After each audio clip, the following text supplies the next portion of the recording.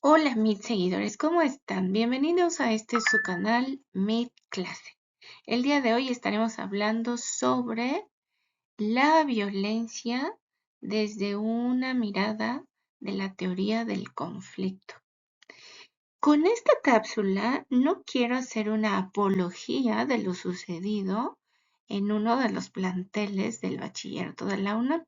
Lo único que quiero es aportar un granito de arena desde mi especialidad, que son las ciencias sociales, para ayudarles a comprender un conflicto y, desde luego, para poder encontrar otras y nuevas alternativas de lo que ocurre al interior de las escuelas públicas y privadas de la Ciudad de México.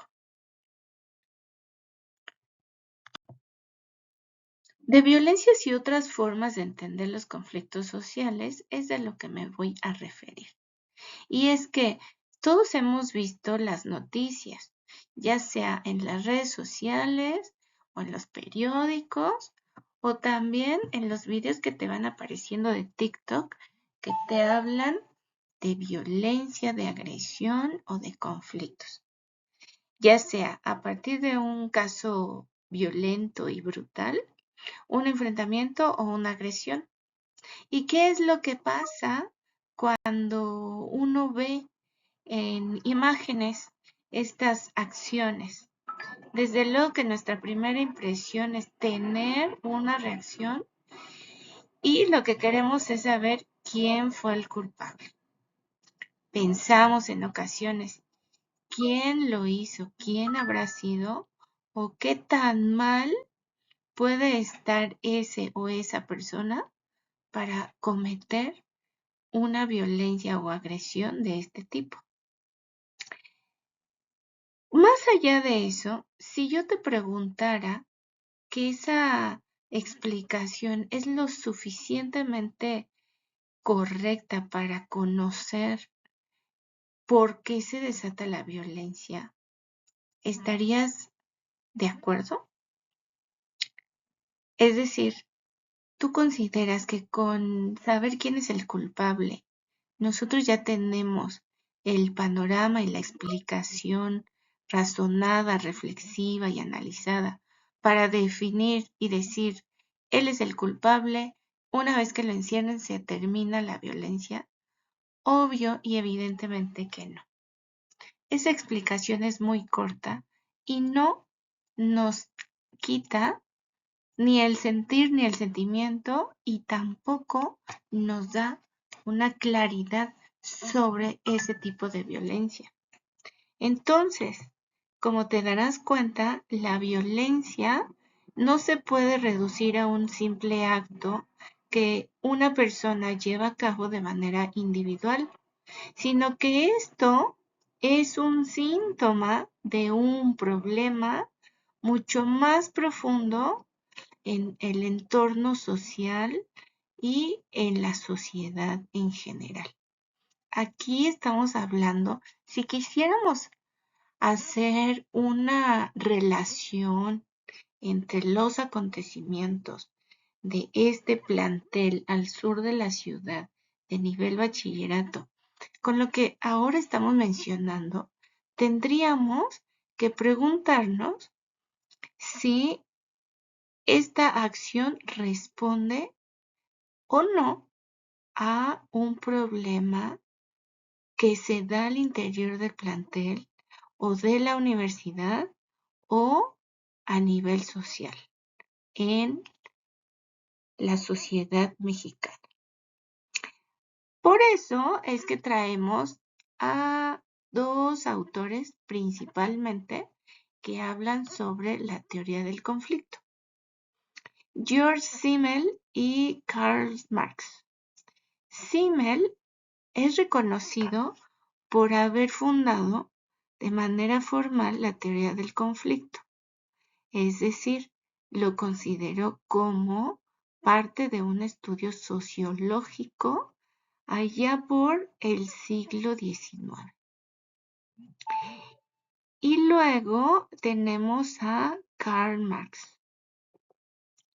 Él, pues, generalmente a Marx se le reconoce como un teórico, economista, filósofo y en el campo de las ciencias sociales como aquel teórico que habló sobre las relaciones de poder a partir de las desigualdades económicas y sociales, en donde dividió a los que sí tienen como burgueses y a los que no tienen como el proletariado.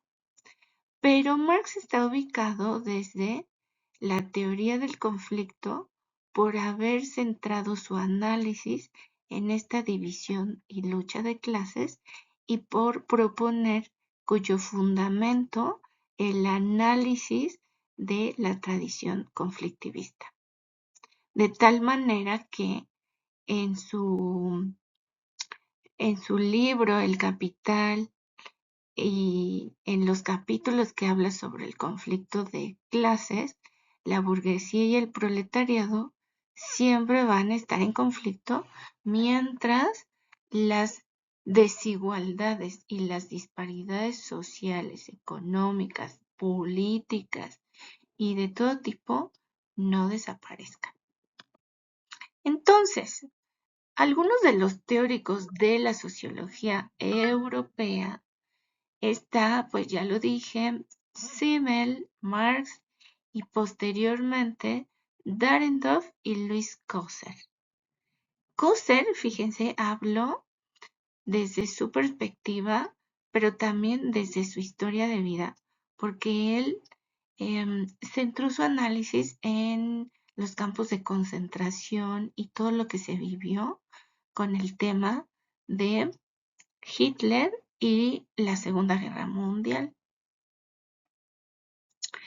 Entonces, esto va a ser interesante porque ellos desde esta perspectiva consideran que la sociedad no es ni se vive todo el tiempo ni plenamente en armonía y que al contrario, la sociedad vive y padece en un escenario de lucha constante, permanente, ya sea por el poder, ya sea por los recursos, aquí hablamos de los naturales, los económicos y los materiales y el estatus como el estatus social y económicamente hablando. Bueno, todo este rollo de la teoría del conflicto que habla sobre todo de las desigualdades es, por ejemplo, imaginen un caso que basado en hechos reales se presenta a un grupo de jóvenes que pertenecen a una clase social no privilegiada. Aquí caben o podrían caber estos adjetivos que se utilizan como pobres o como Marx los dice, los cataloga, los conceptualiza como el proletariado. Y estos jóvenes, en aras de hacer justicia, de luchar por la equidad, la igualdad, son agredidos por habitantes de una zona residencial o lo que conocemos ahora como fifís. Entonces, cuando un grupo de jóvenes de un barrio con pocos recursos es agredido por habitantes de una zona residencial, ¿qué dicen los medios de comunicación? Ah, pues evidentemente es que si son medios que les gusta hacer alarde del vandalismo y la delincuencia, obviamente por la clase social no van a decir ni van a difundir que los adinerados o bien los privilegiados son vándalos o delincuentes. No, nunca va a pasar eso. Estoy hablando de los medios de comunicación tradicionales. Pero si nos adentramos desde la teoría del conflicto, tendríamos que pensar en ir más a fondo para cuestionarnos algunas situaciones que, si ustedes se dan cuenta, son totalmente visibles. Y es que las desigualdades sociales no solamente se dan por una situación de donde vives. Es decir, si tú solamente pensaras que solamente la desigualdad se debe a tu poder adquisitivo, sí, es un punto de partida, pero no es el único referente. Tendríamos que pensar, por ejemplo, en el tipo de desigualdades económicas de una clase social frente a otra. Por ejemplo, en este caso, podemos ver que además de que está sobre la línea de la división, esta persona tiene privilegios a nivel de cómo concibe su mundo, a nivel de los privilegios que tiene porque tiene a su poder o en su poder los recursos naturales, el agua, por ejemplo, o el petróleo, o bien empresas que se dedican a proponer que se consuma, es decir, que son las empresas que viven del consumismo de los pobres. Entonces, esta persona que está abajo está en una situación vulnerable, no solamente por su poder adquisitivo, sino también porque en la escala del valor comercial es el más afectado, porque su mundo no es tan claro, de hecho es incierto, y porque las condiciones materiales en donde vive no le permiten alcanzar la generación de recursos que sí poseen los privilegiados o los más adinerados. Entonces, habría que preguntarnos quiénes son, qué clase, qué grupo son los que tienen el poder y los recursos. Aquí, por ejemplo, el poder económico y social está claramente del lado del barrio residencial, como por ejemplo este que está aquí. Si se dan cuenta, en esta imagen, esta zona es la privilegiada y esta otra zona no es tan privilegiada. De hecho, tiene un mayor territorio, pero las carencias son altamente visibles y los recursos más bien están definidos por la basura, por los desechos, por el ambiente, por el tipo de construcción, a diferencia de la clase privilegiada. Entonces, el conflicto no empieza con un golpe físico, sino que desde la teoría del conflicto es producto de una desigualdad social y económica de origen. ¿Cómo se mantiene la desigualdad si consideramos que la violencia no es solo física? Habría que preguntarnos entonces si la violencia es en sí mismo una causa o consecuencia de la marginación social.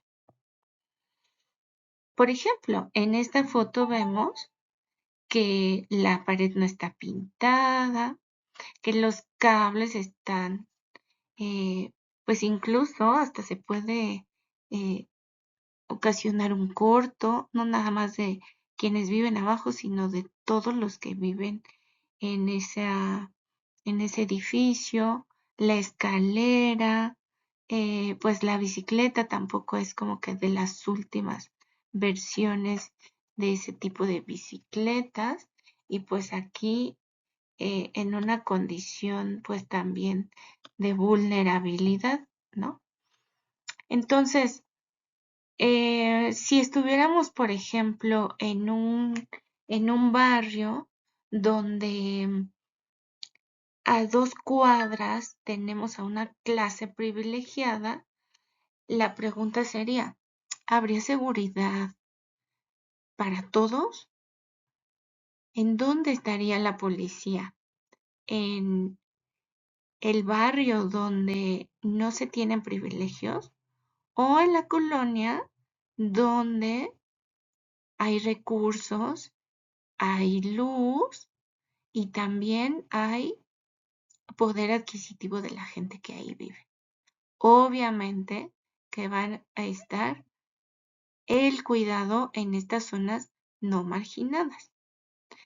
Y estas zonas serían catalogadas como barrios peligrosos, en donde además no es tan considerable que la gente que viva ahí todos tengan las mismas oportunidades laborales e incluso que no todos tengan el mismo derecho y el privilegio de ir a una escuela.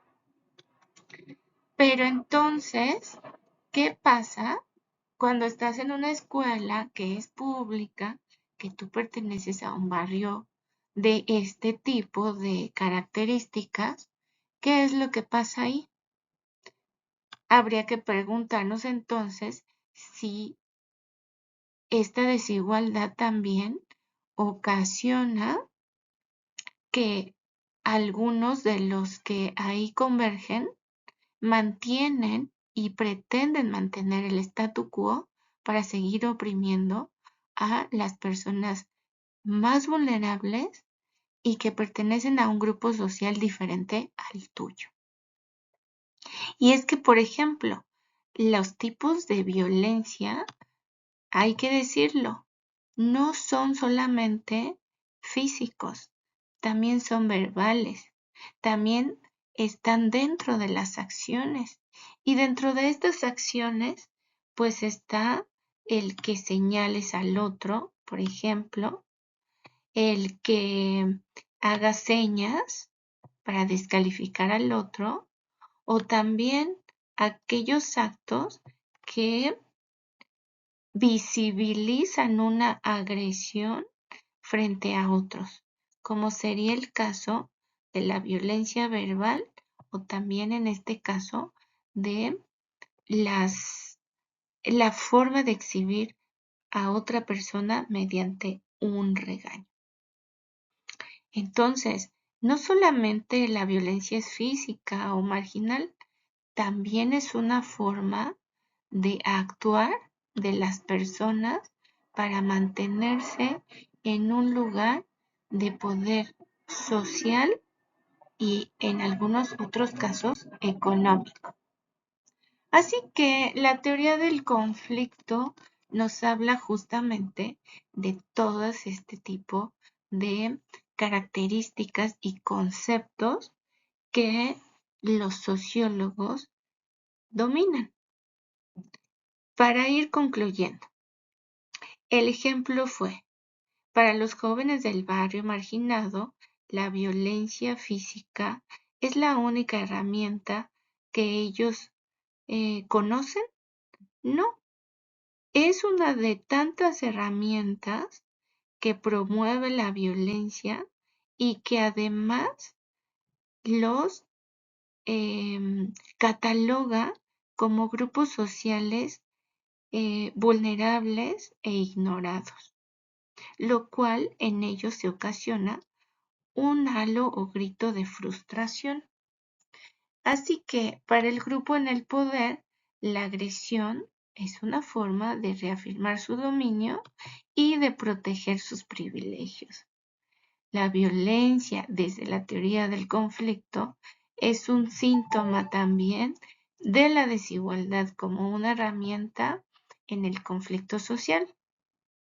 Así que la próxima vez que veas un video de agresión o que quizás vuelvas a presenciar o a saber de un tipo de violencia al interior de tu casa, de tu escuela o de la colonia en donde vives, te invito a que te preguntes si la sociología te puede ayudar a analizar este conflicto. ¿Cuál sería una de las propuestas en las que podríamos comenzar a pensar para disminuir o dirimir o resolver al interior de las estructuras sociales como es la escuela, la casa y